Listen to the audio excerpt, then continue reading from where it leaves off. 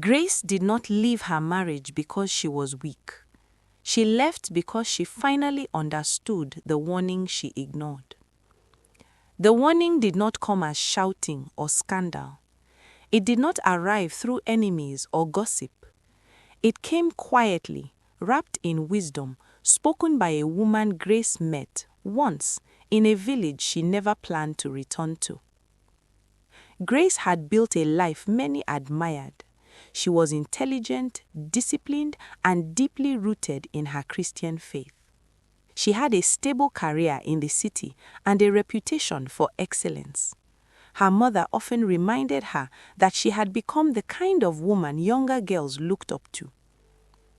But beneath her confidence lived a belief Grace never questioned, that marriage would complete her, that love would crown her obedience. James entered her life polished and admired. He was the kind of man churches liked to present as an example. Well-spoken, well-dressed, spiritually articulate. When Grace introduced him to her pastor, the approval came easily. There were prayers for peace, prayers for understanding, prayers for a fruitful union, but no hard questions.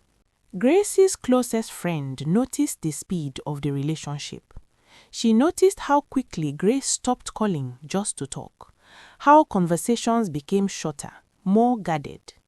But love has a way of making concern feel like negativity, and Grace brushed it off gently.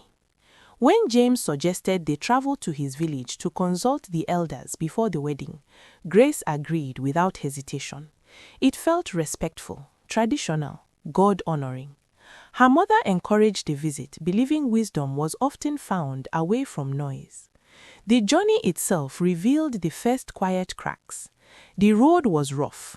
The network was poor. Plans moved slowly. James grew visibly irritated by every delay. His voice stayed calm, but his body hardened. Silence followed inconvenience like a shadow. Grace noticed. She told herself it was stress. She told herself every man had moments. She reminded herself that submission required patience. In the village, Grace met an elderly woman who seemed to watch more than she spoke. When she finally spoke, her words came wrapped in riddles and proverbs.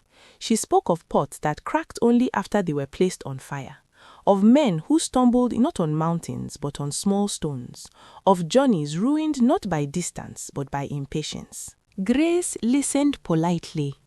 She smiled. She nodded, but she did not listen deeply. Back in the city, wedding plans took over everything. Venues were booked, dresses were fitted, dates were announced. Each inconvenience revealed something sharper about James. Questions felt like disrespect to him. Suggestions felt like challenges. Grace learned to soften her voice, to choose silence, to keep peace. Her friend noticed the change again. Grace no longer lingered after church. She declined invitations. James always had reasons, spiritual reasons, why certain people were not good influences. Grace mistook control for leadership, silence for maturity, and tension for love. The wedding was beautiful. The church rejoiced. Her mother wept tears of pride. Grace believed marriage would soften what patience could not. But marriage did not change James. It revealed him. Correction replaced conversation. Scripture replaced empathy. Grace's world began to shrink quietly. James discouraged friendships, calling them distractions. Family visits became unnecessary interruptions. Grace's mother sensed the distance, but treaded carefully, praying rather than pressing. At work, the change became impossible to hide. Grace, once sharp and dependable, began missing deadlines. Her thoughts wandered, her energy faded.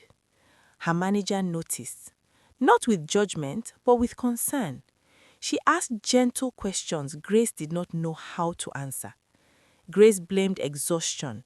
She blamed adjustment. She did not yet name control. At church, Grace spoke less. She prayed more. She sought counsel, but the counsel focused on endurance, not discernment. She was told to pray harder, to submit more, to trust God. At home, she felt watched, measured, corrected.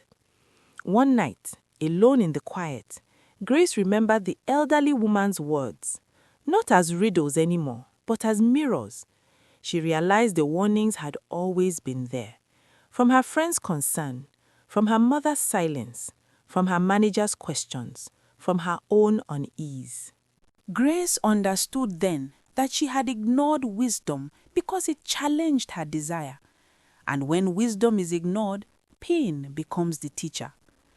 Leaving was not dramatic. There was no shouting, no public scene, just a quiet, deliberate choice. Grace chose peace over image, purpose over performance, life over fear. Healing was slow, sacred, intentional. Her mother welcomed her without questions. Her friend listened without judgment. Her manager watched her confidence return. Grace rebuilt her faith, not as obligation, but as relationship. She learned that marriage is not proof of obedience, and endurance is not the same as love. Grace did not fail, she learned. And in learning, she became whole.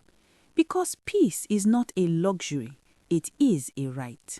If this story spoke to you, reflect on the signs you may be explaining away. Share this story with someone who needs wisdom today. Subscribe for more African Christian stories rooted in truth, culture, and healing.